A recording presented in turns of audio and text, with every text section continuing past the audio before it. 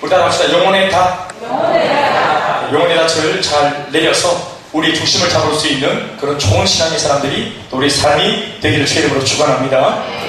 우리 오늘 말씀하신 바와 같이 히브리서 기자가 하나님의 속성에 대해서 말씀을 우리에게 힌트를 주고 있습니다. 하나님은 이런 분이십니다라고 아주 강하게 몇 가지를 자신있게 어필하고 있습니다. 자칫 들으면 이것이 좀 잘못된 또 이란의 어떤 그런 경거망동이 아닐까 싶을 정도로 하나님에 대해서 그 기자가 얼마나 자신있게 얼마나 주님을 알고 있는지 내가 아는 하나님은 이런 분이다라고 자신있게 말하고 있는 것입니다. 그런데 그 내용을 들어보면 이것이 그렇게 참 얼마나 하나님을 안다고 이렇게까지 말할 수 있을까 싶을 정도로 말합니다. 어떻게 표현하고 있습니까?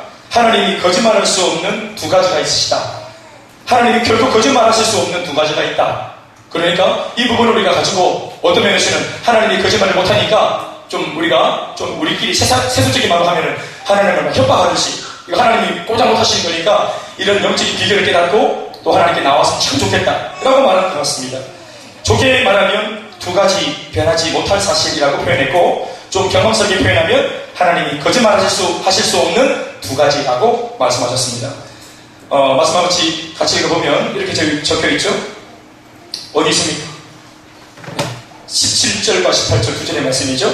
같이 읽어봅시다. 시작. 하나님은 약속을 기업으로 받는 자들에게 그 뜻이 변하지 아니함을 충분히 나타내시려고 그 일을 맹세로 보정하셨나니 이는 하나님이 거짓말을 하실 수 없이 두 가지 변하지 못할 사실로 말미암아 앞에 있는 소망을 얻으려고 피난처를 찾은 우리에게 큰 안위를 받게 하심이라. 아멘. 두 가지 변하지 않는 사실, 하나님이 거짓말할 수 없는 두 가지 같은 말인데 그 내용을 먼저 하면 각각 14절과 17절에 적혀 있습니다. 무엇을 두 가지 하나님이 그렇게 거짓말할 수 없는 14절 말씀 제가 읽어드리면 이렇게 말씀하시죠. 이르시되라는 말을 우리가 좀 풀어서 그냥 쉽게 생각하면 하나님께서 우리한테 약속해 주시되 이렇게 하면 됩니다. 그러니까 하나님이 우리한테 주신 약속이 뭐냐? 내가 반드시 너에게 복을 주고 복 주며 너를 번성하게 하고 번성하게 하리라 하셨더니 우리 따라합시다. 내가 반드시 너에게 복 주고 복 주며 너를 번성하게 하고 번성하게 하리라. 두 번씩 표현하는 것은 우리가 금방 알겠지만 강조하는 것이죠. 그러니까 복 주고 복 주며 번성하게 하고 번성하게 하겠다 강조하는 것입니다. 하나는 하나님의 약속이죠. 그리고 이제 두 가지 중에 한 가지 14절 말씀은 약속입니다. 그리고 또 주님이 못하시는 것 17절 말씀을 우리가 읽어봅시다. 시작. 하나님은 약속을 기업으로 받는 자들에게 그 뜻이 변하지 아니함을 충분히 나타내시려고 그 일을 맹세로 보증하셨다. 무슨 말인가 하면 처음에는 하나님이 우리한테 약속을 주셨고 그리고 우리 인간들이 그 약속을 듣자 바로 그 약속을 어떻게 버렸어요? 어떻게 했습니까? 마음으로 그 주님 주신 약속을 덜컥 아멘으로 믿는 것입니다. 하나님이 아브라함한테 약속의 말씀을 주실 때 아브라함이 그것을 믿음으로 하나님의 말씀을 믿음으로 하나님이 그 믿음을 의로 여기셨다. 믿음이 의입니다. 아시겠죠? 근데 그 믿음은 덮어놓고 믿는 게 아니고 믿을 수 있는 근거를 주님이 제시해 주셔야 합니다. 그게 뭐죠? 약속입니다.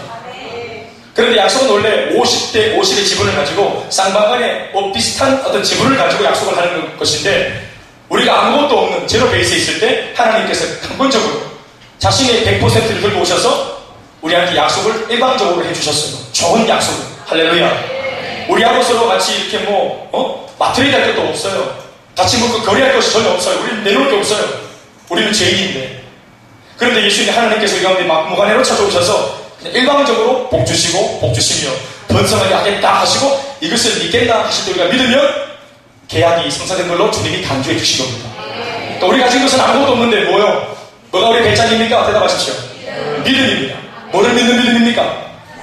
하나님의 약속의 말씀을 믿는 믿음입니다. 아멘 아멘. 그래서 첫 번째 우리가 무엇을 믿는가? 뭐가 우리의 배짱인가? 하나님 뭐를 못하시는가? 뭘 거짓말 못하시는가? 약속하신 것을 거짓말 못하신다는 거예요. 잘 기억합시다 오늘 밤에. 그리고 두 번째는 이 약속을 하셨을 때 이 약속을 안행으로 받아들이고 믿어버린 사람들, 이 믿어버린 사람들 앞에서 한 번 하신 약속을 변개치 못하시는 것입니다. 약속할 때는 내가 뒷다 쓰고 배부를 때 있다가 상황이 달라지니까 약속을 처리하는 것 이런 것이 아니라 우리를 한번 사랑하시기로 마음먹은 주님이 모든 것을 주겠다 하시고 원래도 죄인이었는데 우리가 잘난 게 없는데 사랑하셔서 오셔가지고 약속을 주셔놓고는 우리가 죄 좀 지었다고 또 우리가 좀 경건한 것 좀 했다고 또 주님 마음을 좀 아프게 했다고, 좀 우리가 좀 그 약속의 말씀 따라 좀 신앙적으로 못 살았다 해서 주님이 이런 것들을 철회하고 구원하시겠다는 약속을 철회하고 지옥에 보내시거나 이렇게 하지 않는 것입니다. 그러니까 하나님께서 한번 허락하신 그 약속을 믿는 사람한테 그 계약을 파기시키지 못한다는 것입니다. 물론 여러분, 오늘 이 성경의 강조점은 하나님이 어떤 자에게라도 주신 약속은 한번 믿으면 절대로 하나님이 그 변개치 않는다는 사실을 우리가 듣고 있습니다. 이게 오늘 강조점입니다. 그런데 어떤 말씀을 보시면 우리가 입으로 주여 주여 한다고만 해서 다 천국 가는 것이 아니라고 말한 적이 있죠. 오늘 여러분들이 두 가지를 놓고 갈팡질팡할 것이 없는 것은, 오늘 여러분이 성경의 저자가 다른 것을 일단 배제시켜놓고 하나님의 약속이 얼마나 신실한가에 대해서 강조를 할 때 여러분들은 이 말씀이 있는 그대로 믿으시면 됩니다. 마태복음 보니까 또 딴소리 해놨던데 이렇게 생각하지 말고 이 말씀 그대로 그냥 받으시면 되는 것입니다. 자, 정리합시다. 오늘 첫 번째 뭡니까? 약속을 반드시 이루겠다 하신 약속을 우리가 믿으면, 미안합니다. 그 약속을 주님이 거짓말 못하시고, 또 약속을 주셨을 때 그 약속을 아멘으로 믿어버린 사람들한테 약속을 우리 상황 따라 뭐하지 못한다, 변개시키지 못한다. 이것은 하나님의 속성이고 하나님의 성품입니다. 하나님의 속성과 성품이 거짓말하는 주님이 아니신 것입니다. 우리랑 달라요. 예레미야 33장 2절을 보시면 이렇게 적혀 있습니다. 같이 한번 읽어보실까요? 시작. 이를 행하시는 여호와, 그것을 만들며 성취하시는 여호와, 그의 이름을 여호와라 하느니가 이와 같이 일시도다. 뭐 뒤에도 다른 말이 있겠지만 일단 잠시 적어놓고 오늘 여기서 예레미야가 하는 말을 잘 들어보세요. 일을 행하시는 여호와, 제일 먼저 일을 스타트 하시는 분은 하나님이십니다. 계획하시고 구상하시고, 여러분 하나님이 하려고 하는 이 일이 뭐겠어요? 영혼을 구원하겠다는 것입니다. 이 세상을 구원하겠다는 것이 하나님의 일입니다. 그러니까 일을 행하시겠다고 여호와께서 일을 구상하시고 처음에 초석을 딱 두시고 시작을 하시는 것입니다. 그리고 한번 본인이 하겠다고 계획한 그 일을, 그것을 반드시 만들며 반드시 뭐하는 여호와, 반드시 성취하시는 여호와. 아멘 아멘. 그리고 그의 이름을 여호와라는 이 말은 뭐냐 하면 내가 내 이름을 걸었다 이 말입니다. 그의 이름을 여호와라 하는 이가 이와 같이 이르시도다. 내 이름을 걸고 내가 약속하는 것이, 나는 반드시 한번 내가 입에서 뱉은 말을 이루겠다, 성취하겠다, 반드시 완성하겠다. 이것을 내가 내 이름을 걸고 내가 일을 하겠다. 아멘입니까? 하나님의 이름이 많이 있지만 특별히 구약 성경에 여호와라고 하는 이 이름은 약속과 관계되어져 있는 이름입니다. 약속을 하시고 약속을 지어 성취하시는 하나님. 그래서 약속과 함께 연계해서 그 이름을 여호와라 하는 이라고 말씀하시는 것입니다. 여호와는 나의 목자시니 내게 부족함이 없으리로다. 한 번 내 목자가 되시고 내가 양이 되면 결코 양을 떠나지 않는 목자이신 것입니다. 왜요? 약속하셨기 때문에. 여호와는 약속입니다. 그러니까 약속을 하시면 절대로 떠나지 않는 것입니다. 우리가 부족해도 우리가 초해도 절대로 떠나지 않는 것입니다. 우리 위해서도 주님이 이미 일을 구상하셨고 그 구상대로 계획대로 주님이 우리를 어느 한 시점에 이렇게 예수를 믿게 하시고 일을 성취하시고 이루실 줄 믿습니다. 이 두 가지 사실을 붙들고 있는 자는, 하나는 약속, 하나는 약속하신 하나님, 이 두 가지를 붙들고 있는 자는 오늘 본문 말씀 보니까 19절 말씀에 영혼의 닻을 내린 배와 같다 합니다. 하나님의 약속을 믿고 약속하신 하나님의 속성, 하나님은 절대로 거짓말할 수 없다. 하나님 자신을 믿는, 다시요, 하나님의 약속을 믿고 하나님의 그 약속을 하신 하나님을 믿으면 이 두 가지 소망을 붙잡고 있는 사람은 뭐와 같다? 영혼의 닻을 내린 견고한 배와 같다 하는 것입니다. 19절 말씀 읽어봅시다. 시작. 우리가 이 소망을 가지고 있는 것은 영혼의 닷 같았사시. 우리가 바로 이 소망을 가지고 있는 것은 뭐를 가지고 뭐가 같다? 영혼의 닷 같았어. 우리가 어떻게 된다? 튼튼하고 견고해서 휘장 안에 들어갈 수 있는 것입니다. 사랑하는 여러분, 이 닻을 내린 배는 두 가지의 그런 어떤 장점이 있다 합니다. 한 가지는 튼튼하고 견고한 인생이 되는 것입니다. 우리 신앙도 우리의 삶도 튼튼하고 견고해지는 것입니다. 그리고 이 인생의 배가 튼튼하고 견고해져서 결국 뭐 하자는 것입니까? 우리가 데려가려고 하는 그 목적지 휘장을 지나 지성소 안에 누구를?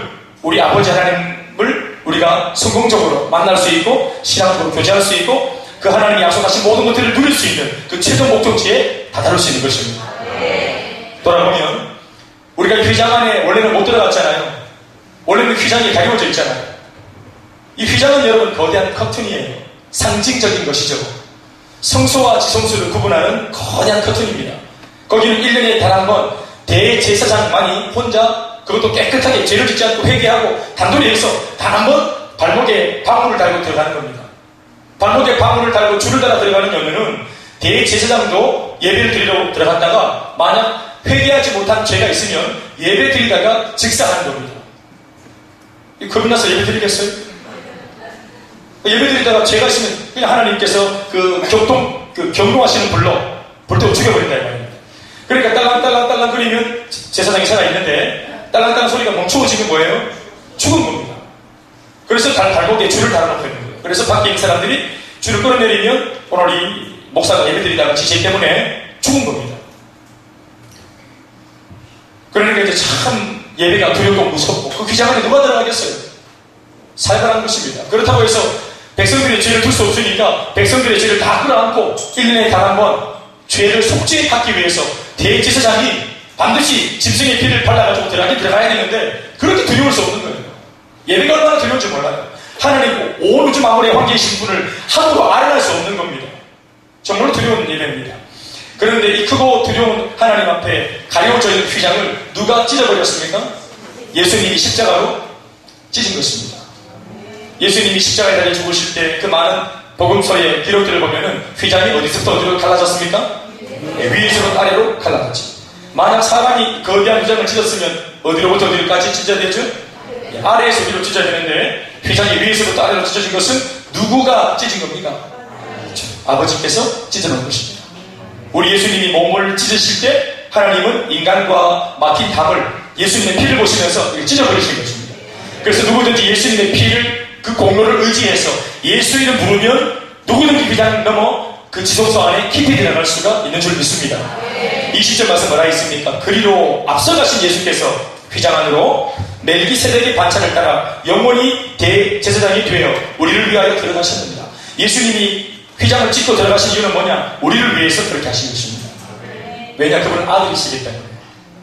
이제는 그 예수님을 믿는 모든 사람들도 이제 하나님 앞에 예수님처럼 동일한 아들이 되는 것입니다.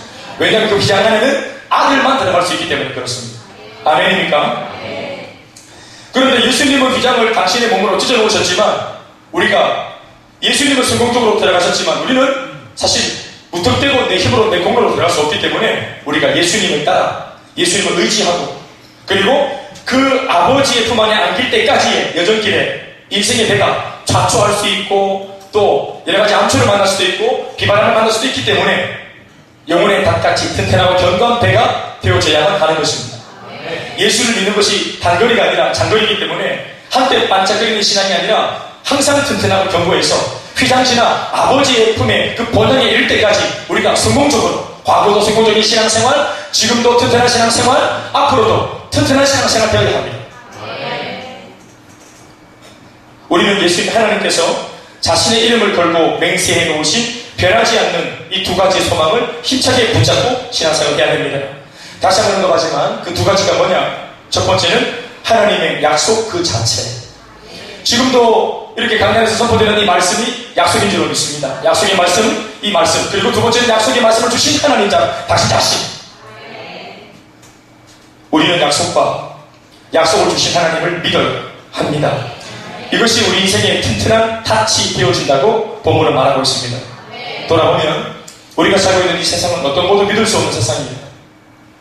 믿고 있더라도 지금 내가 믿고 있는 그게 무엇이든지 간에 남편이든 본인이든 자식이든 그 무엇이든지 간에 우리가 지금 의지하고 믿고 있는 그것들이 나 자신을 영원히 책임져 줄 것이라고 하는 확신을 주지 못한다는 사실, 이거 이제 세상 사람들이 많이 알고 있어요. 그래서 돈을 가지고 있어도 혹은 돈이 없어도 똑같이 불안전하기는 내 마찬가지입니다. 권력이 있어도 마찬가지고 명예가 있어도 마찬가지입니다. 영원한 것이 없기 때문에 그렇습니다. 돈과 권력과 명예를 가지고 있던 사람들이 단 한 번의 실수나 스캔들로 그 권좌에서 수치스럽게 욕 바가지로 얻어먹으면서 물러나는 것을 우리는 지금 얼마든지 보고 있습니다. 북한에서는 2인자라고 하는 평가를 외부로부터, 서방 세계로부터 보도에 아무개가 이제는 2인자다, 등극했다, 이런 보고를 듣게 되면 얼마 받지 않아서 그 사람 숙청 대상 1호가 되어버린다고 합니다. 그러니까 본 자신의 시세가 실제로는 뭐 1.5, 1.5인자, 뭐 2인자, 이런 입장이 되어도 그 권력을 다 휘두르지 못하는 까닭은 한 방에 가는 거예요. 권력도 명예도 모든 것이 부도 한 방에 가는 겁니다. 그러니까 지난주도 그 권력층에 한 12명 정도가 총살당했다는 보도 들으셨습니까? 그냥 싸치기입니다. 우리 인생을 잡아 끌어주는 진짜 다, 튼튼한 닻이 우리의 인생을 꽉 묶고 있어야 하는 줄 믿습니다. 지푸라기 말고 진짜 동아줄 겁니다. 진짜 동아줄. 오래가고 영원토록 변치 않는 영원한 영혼의 동아줄. 배가 출항할 때 반드시 확인해야 할 중요한 두 가지, 또 체크해야 될 내용은 추진력을 발생시키는 돛과 제동장치 닻입니다. 그러나 우리의 눈을 한 번에 매료시키는 것은 배 위에 보란듯이 높이 솟구쳐 오른 화려한 스케일의 돛입니다. 하얀색의 천, 옛날에 그 고대시대에는 범선이 아마 다녔겠죠? 지금처럼 모터로 다니는 것이 아니니까 모든 추진력은 모터에서 나오는 것이 아니고 엔진이 아니라 바람이었잖아요. 그러니까 추진력을 받아내는 것은 거대한 돛이었어요. 배에 그러면 제일 먼저 눈에 들어오는 것은 화려하고 거대한 스케일의 천조각 돛이었습니다. 그러나 상대적으로 닻은 배 밑 수면 아래에 있기 때문에 잘 눈여겨보지 않는 것입니다. 돛은 바람을 받아내어 배 전체를 그 배가 목적하는 곳까지 힘차게 밀고 가는 동력을 발생시킵니다. 신앙적으로 이 돛을 표현하면 뭐라고 말할 수 있겠습니까? 돛과 같은 역할을 하는 것은 아마도 사역, 아마도 섬김, 봉사, 선교, 전도 뭐 이런 것들이 될 수 있겠습니다. 그러니까 신앙생활 하면 화려하게 눈에 보이는 것들이 있죠. 그리고 내 신앙을 힘차게 끌어주는, 밀어주는 이 화려하게 보이는 돛과 같은 신앙의 내용들, 이 역동적으로 해내는 사역들입니다. 이것들은 화려하고 역동적인 신앙의 모습을 대변해 주는 것입니다. 신앙이 좋아 보이고 신앙이 건강해 보이는 효과를 발생시킵니다. 개인적으로도 신앙의 돛이 화려하고 크면 그 인생의 스케일이 커 보이고 신앙이 좋아 보이고, 교회적으로도 뭔가 교회가 여러 가지 일을 많이 하면 돛이 높고 크고 막 화려하면 바람을 받아가지고 정말 열심히 막 호적거리면 이 교회가 굉장히 건강한 것처럼 보여줄 수 있습니다. 돛이 크고 활동의 스케일이 크면 신앙도 좋아 보입니다. 그렇지만 돛으로 표현되는 이 모든 사역, 섬김, 봉사, 전도, 선교는 화려해 보이긴 하지만 힘을 끊임없이 소모시키고 에너지를 소진시키는 것들입니다.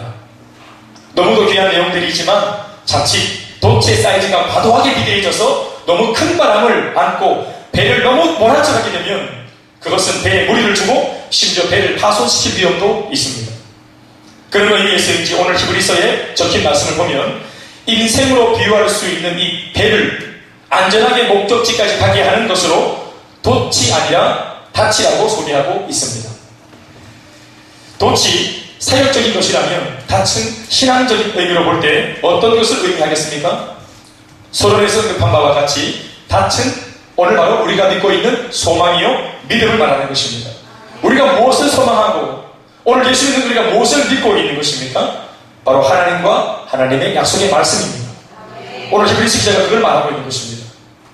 저는 어떤 이 말씀을 보면서 왜 인생을 튼튼하게 만들고 견고하게 만들어주는 것이, 그래서 휘장 안으로 깊이 들어갈 수 있는 것이 왜 돛이 아니고 닻이라고 설명했는지 저는 좀 의아했습니다. 사실은 추진력을 받아가지고 힘차게 역동적으로 막 복음 전하고 사역하고 섬기고 또 몸대교회를 우리가 또 막 여러 가지 이렇게 섬기면서 그렇게 몸부림치면서 우리가 막 역동적으로 그렇게 휘장 안으로 들어가고 주님의 임재 속에 들어가는 게 아니라 왜 닻이라고 했을까요? 여러분 알다시피 닻은 추진력을 오히려 방해하는 거예요.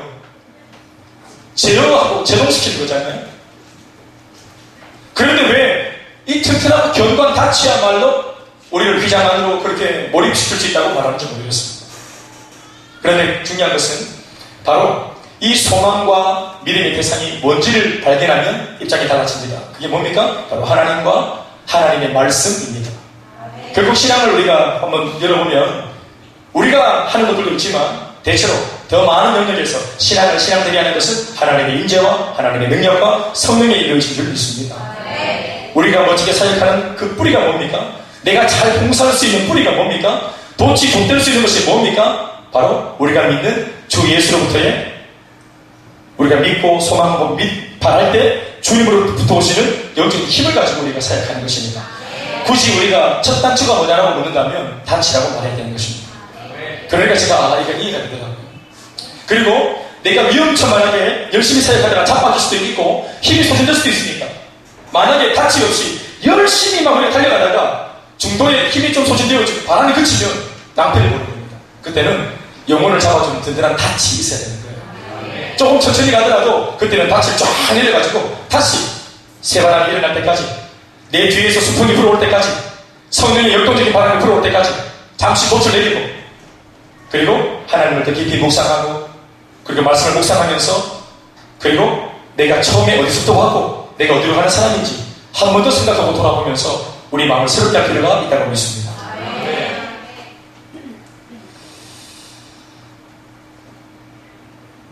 나를 반드시 복주시며 번성하게 하시겠다는 약속과 그 약속을 주신 하나님을 소망하고 믿어야 되겠습니다. 저도 사실은 이 말씀이 이제 우리가 하도 사역 복음 전도하다 보니까 사실은 이게 크게 마음에 오늘 이 본문을 제가 묵상하기 전까지 안 들어왔어요. 뭐냐 하면 너에게 복주고 복주며 두 번씩 강조함에도 불구하고 복주고 복주며 번성하게 하고 번성하게 하겠다. 사실은 이런 말씀보다 뭔가 막 이때까지 한 거 뒤는 또는 돌아보지 말고 예수님의 편대를 향해서 또 달려가라 이런 말씀으로 우리가 계속 은혜를 받았던 찰나이기 때문에 복 주겠다 이런 말씀들 복은 나중에 받아도 안 되겠다 이런 마음이 들고 우리는 처음부터 복하겠다 이렇게 말을 그렇게 초점을 맞췄기 때문에 이렇게 먼저 클린하라고 하기가 중요한 거 아닙니까 이렇게 말할 수 있어야 되는데 오늘 서성스럽게 말씀 묵상하는데 새롭게 들리는 것은 하나님께서 복을 주시겠다 할 때 복을 받아야 되는 겁니다. 나를 번성하게 하신다 할 때 이걸 교만하지 않고 그 번성의 복을 받아야 되는 거구나. 그렇구나. 그냥 나 딴에는 열심히 하겠다고 저도 막 달려왔는데 돌아보니까 아니요. 하나님을 좀 더 묵상하고 그 은혜를 누리고 또 그렇게 인간적인 어떤 그런 스피드가 아니라 주님께서 서라 하시면 설 수도 있고 가라 하면 갈 수도 있는 저와 여러분들이 되어야 되겠다. 우리 교회가 되어야 되겠다는 생각을 한 겁니다. 이럴 때 제일 필요한 것이 뭐예요? 닻이 있어야 되는 거예요. 만약 우리가 잠시 이렇게 힘을 얻고 안식을 하는데 닻이 없으면 어떻게 되죠? 쉬는 동안 휴식하는 동안 방향을 잃어버리고 배가 영 돌아가버리고 가는 거예요. 집사람하고 옛날에 동천 유원지에서 이거 보트 이거 손으로 젓는 거 있죠? 우리가 서로 어색할 때 전도사님 왜 지원자님 이러면서 우리 동천 유원지에 보트 한번 타러 갈까요? 이러고 가서 앉아가지고 와이셔츠 입고 막 젓는데 계속해서 아내가 하는 말이 전도사님 힘드시지 않으세요? 힘 안 들다고. 벌써 다리를 왕복을 한 3번 했는데 안 힘드십니까? 끝도 없다고. 에너자이저라고. 우리 무한 에너자이저라고. 그래 나중에 했는데 갔다 와서 사고 사이 팔뚝에 알게 돼가지고 내렸는데 괜찮다 하는데 뒤에 하게 돌아보니까 등이 다 젖었어. 흘려 다 젖었어. 와이셔츠 다 젖었어. 힘들었겠어요. 근데 괜찮다 하는 손을 돌리고. 그래 이제 그 안에서 배를 쳤다가 또 사실은 배 젓는 게 목적이 아니잖아요. 그 배를 왜 주러 갔어요? 남녀가 그 동천 용지 배를 왜 주러 갔어요? 뭐 하러 가서 목적이 뭐예요? 내가 뭐 봅니까? 그 배 젓는 자체가 목적이에요? 데이터를 한 거 아니겠어요? 배는 거짓말이에요. 그래서 이제 배를 못 동하게 깊은 데다가 세워놓고 그러고 이제 협박하면서 이제 같이 살아가야 돼.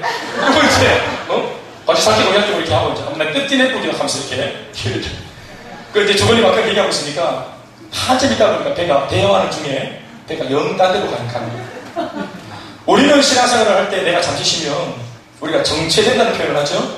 그런데 신앙은 유기체와 같아 정체라는 것이 사실은 없어요. 흐르는 강위에 있는 물고기처럼 내가 살아있으면 벌떡거리고 올라가는 것이고 내가 쉰다고 생각할 때 사실은 쉬는 게 아니라 멈춘 게 아니라 떠내려가는 거예요. 살아있으면 치고 올라가고 죽으면 정체되는 것이 아니라 떠내려가는 거예요. 그러니까 우리가 그럼에도 불구하고 인간이기 때문에 치고만 올라갈 수 없죠. 영유하기 바라고 역동성 있게 예수 잘 믿기 바라지만 우리가 다 사람인지라 그런 걸 힘없이 계속 할 수는 없는 거예요. 그래서 달려가다 보면 좀 힘이 빠지고 피곤한 속, 연약한 무릎이 되기도 하고 그래서 잠시 우리가 에너지를 충전할 때는 어떻게 해야 되죠? 영혼의 닻을 내려가는 것입니다. 그거 내려놓고 가만히 있는 게 아니라 그때 무엇을 더 충만하게 받아야 되는 겁니까? 하나님을 더 깊이 묵상하고 여호와의 말씀을 더 깊이 묵상하고 그렇게 해야 될 줄 믿습니다. 우리가 다 아는 바와 같이 신앙생활의 첫걸음은 하나님을 믿는 믿음과 소망을 가지면서 시작이 됩니다. 우리의 신앙생활 어떻게 시작되었어요? 주 예수를 믿으면서 믿음과 소망을 통해서 신앙생활이 소위 시작되는 거죠. 누구나 다 그렇게 시작합니다. 그러다가 신앙의 눈이 점점점 더 크게 떠지고 열정이 생기고 또 성령 받아가지고 가슴에 불이 붙으면서 우리는 이제 신앙의 돛을 조금씩 높여 펼치게 마련입니다. 그리고 또 이것은 매우 잘하는 것이고요, 옳은 것입니다. 그러나 이제 돛을 펴서 사역을 하기 시작하는 그 순간에라도 절대로 잊지 말 것은 우리의 첫걸음, 내 신앙의 첫걸음이 어디에서부터 기인된 것인지를 결코 잊지 말아야 하는 것입니다. 그리고 돛이 커질수록, 사역의 스케일이 커질수록 오히려 닻이라 표현하는 이 신앙과 믿음의 스케일 또한 함께 커져가야 된다는 사실을 잊지 말아야 될 줄 믿습니다. 신앙은 아까도 말했지만 단거리가 아니라 장거리 마라톤이에요. 우리가 함께 하고 있는 이 사명도, 사역도, 비전도 다 마찬가지. 제자는 목회도 마찬가지. 이 모든 것이 다 장거리인 줄로 믿습니다. 우리가 또 셀사역을 하고 여러 가지를 하고 사람을 세우는 사역을 하지만 우리 다 아는 바와 같이 사람이 빠르게 안 그렇게까지 빠르게 안 세워져요. 섰는가 하면 또 흔들거리고 흔들리는가 하면 또 자빠지기도 하고 달리는가 하면 걷기도 하고 걷는가 하면 서기도 하고 섰는가 하면 앉기도 하고 앉는가 하면 눕기도 하고 눕는가 하면 자는가 하면 죽고 우리가 기대하는 것은 참 뜨겁고 크지만 우리 생각대로 안 되는 것이 있다는 것을 인정하는 것이 신앙이라고 생각합니다. 사람의 능으로 힘으로 할 수 없다는 것을 인정하는 것이 나의 끝머리, 나의 배란 끝에서 하나님의 역사가 시작된다고 생각합니다. 그럴 때 우리가 영혼의 닻을 내려 더 튼튼해지기까지 성령으로 충만해지고 또 그 시간에 기도하고 그리고 그 견고해져서 마침내 주님이 원하시는 휘장 안에 깊이 들어가서 하나님의 그 귀한 얼굴을 알려나고 또 우리가 이 땅 다 그렇게 마치고 하나님 품에 본장에 달려 들어갈 때까지 견고하고 흔들리지 않는 저와 여러분이 해야 될 줄 믿습니다. 말씀을 듣겠습니다. 오늘 주신 우리까지 교훈과 같이 사랑하는 여러분, 지금 현재 우리가 성도들을 보면은 사실은 성도들 한 사람 한 사람의 신앙의 분량이 다 다르고 분량이 다르다는 것은 성도 한 사람 한 사람의 신앙의 어떤 스케일이나 진도가 다 다르다는 것을 우리가 알고 있어요. 그리고 그것은 한 교회 공동체를 놓고 볼 때 한 공동체 안에 성도들의 신앙의 지각이 다르다는 것은 또 달려가는 진도와 복폭의 어떤 그런 차이가 난다는 것은 이건 상당히 그 교회에 유익하다고 생각하는 겁니다. 모두가 달려갈 때는 굉장히 좋지만 똑같이 힘들어가지고 다 같이 그냥 스톱해버리면 교회가 얼마나 참 많이 힘들어지겠어요. 근데 교회를 놓고 보면 지금 여러분들만 해도 어떤 사람들은 지금 성령 충만으로 달려가고 있고 어떤 분은 그 어떤 분이 어떤 분인지는 안 알려드리겠습니다. 또 어떤 분은 딱 볼 때 지금 뛰는 사람이 있는가 하면 어떤 사람은 걷고 있는 신앙의 사람도 있어요. 또 어떤 사람은 지금은 잠시 멈춰서 있어요. 그런데 우리가 아는 것은요, 달리는 사람이 이게 사람인지라 어떤 때는 그가 뛰다가 걸을 때도 있어요. 그때 멈춰있던 사람이 갑자기 뛰기 시작합니다. 또 어떤 사람이 걷다가 엎어지면 좀 전에 엎어졌던 사람이 갑자기 일어나서 걷기도 시작합니다. 모두가 지각이 다른 환경에서 어떤 사람이 기도할 때 어떤 사람은 조금 기도조차도 못하는 사람이 있다가 기도하고 교회를 바치던 사람이 잠시 좀 쉬었을 때는 좀 쉬었던 사람이 다시 용기 내어서 기도하고 그 자리를 채우고 모두가 서로 이렇게 조금은 이퀄라이징처럼 서로 맞지만 이 모든 것이 주님 안에 조화를 이루어서 평균적으로 볼 때는 교회가 결코 무너지지 않는 교회의 모습으로 함께 지속적으로 달려가는 우리가 될 수 있길 바라는 것입니다. 한국교회 보면요, 여러분 우리 장로교도 있고요, 또 침례교도 있고요, 수보교회도 있고요, 또 뭐 선교교회도 있고요, 수많은 교회들이 물론 뭐 신천지는 거 말고 수많은 교회와 교단과 교파가 있어요. 우리끼리는 서로 사실은 마음이 안 맞다, 정신이 다르다, 강조점이 다르다라고 그렇게 할지 몰라도 여러분 조금씩 의견 차이가 있지만 이 한국교회의 수많은 교회를 주님이 허락하신 줄로 믿습니다. 우리 교회를 보면요, 한국교회 보면요, 6.25 전쟁이 끝나고 난 뒤에 여러분 이 한국교회 신앙이 받아났을 때 잿더미가 되었을 때, 신앙도 잿더미가 되었을 때, 여러분 어떤 교단과 교회가 이걸 들고 일어났습니까? 예? 먹고 살 게 없고 피식도 못 끓여 먹고 알고 듣다 좀 배우는 사람이나 하나님 믿지, 가난하고 척박하고 아무 소망이 없던 사람들에게 여러분 누가 찾아갔습니까? 바로 복음, 순복음 교회가 찾아갔어요. 그 복음이 필요한 사람한테 순복음, 예, 풀가스펠, 입만 열면 그냥 복음만 말하는 사람들이 찾아가서 그들에게 예수 믿으면 병이 낫고, 예수 믿으면 사주팔자분명이 고쳐진다, 부자 될 수 있다. 지금 들으면 조금 척박하게 들리는 그런 단순한 메시지지만 예수 믿으면 부자 될 수 있다. 아멘입니까? 새마을 운동도 하고 있지만 중요한 것은 여러분, 조용기 목사님이 들고 왔던 그 수목원의 정신이 한국 전체 민족들에게 소망을 불어넣었어요. 이거 아멘 하십시오. 그러니까 세계 민족들이 한국에 있는 뭐 새마을 운동을 되게 높이 평가하는데 그 배후에 여러분 이 복음의 정신이 깃들었다는 사실 잊지 마시기 바래요. 예수 믿으면 사주팔자에 맡길 수 있다, 회복될 수 있다. 그렇게 막 수목 막 일어났어요. 그것이 일어났을 때 사람들이 복만 바라보고 막 몰려왔을 때 사실은 복만 바라보고 왔기 때문에 속이 텅텅 비어 있었어요. 그러니까 신앙이 약하고 바람이 나는 죽정이처럼 그렇게 힘이 없을 때, 그때 이제 옥하는 목사님, 또 하용조 목사님, 또 홍정길 목사님, 이동호 목사님, 소위 이런 4인방, 우리 한국교회 4인방, 하나님 말씀, CCC, 성교단체 출신들, 제자훈련의 대가들 일어나서 말씀으로 그들에게 조직적으로 이 말씀을 알려주는, 말씀을 파헤치고 말씀의 진리를 알려주는, 할렐루야. 그래서 말씀 가운데 사람들이 견고하게 세워지는 그런 은혜가 있었고, 또 머리가 너무 똑똑해지니까 감정이 메말랐을 때 90년 초반부터 중반 또 후반까지 경배와 찬양의 흐름을 통해서 사람들이 예배의 물결 속에 하나님께 감격할 수 있도록 한국교회에 큰 불을 내리신 줄 믿습니다. 그리고 교회가 이제는 여러 가지를 다 해봤으나 뭔가 목마르다, 왜 결론이 안 나나 했을 때 들고 나온 것이 바로 전도와 선교, 영혼 구원이었습니다. 그걸 하려면 교회가 건강해져야 되니까 이 순복음의 정신, 그리고 제자훈련의 정신, 예배의 정신, 이 모든 것을 통폐합해서 달려갈 수 있는 교회가 오늘 이제 이 마지막 시대에 우리 가운데 언급이 되고 있는 것입니다. 무슨 말을 하는 것입니까? 제각기 달라도, 특징이 달라도, 진도가 달라도 모두가 다 주님 안에서는 쓰임받는 신앙인이요, 쓰임받는 교회라는 사실입니다. 내가 좀 오늘 좀 신앙이 좀 딸려도, 내가 초신자라도 여러분 지금 반드시 여러분들이 빛을 받을 때가 있을 줄로 믿습니다.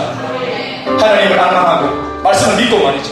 우리 모두가, 어떤 사람은 달리고 어떤 사람은 서있고 어떤 사람은 걸을지라도 우리 모두가 공동체적으로 믿고 우리가 함께 잡아주고 끌어줘서 하나님의 나라를 나아가기로 하는 우리가 될 수 있기를 주의 이름으로 축원합니다. 할렐루야.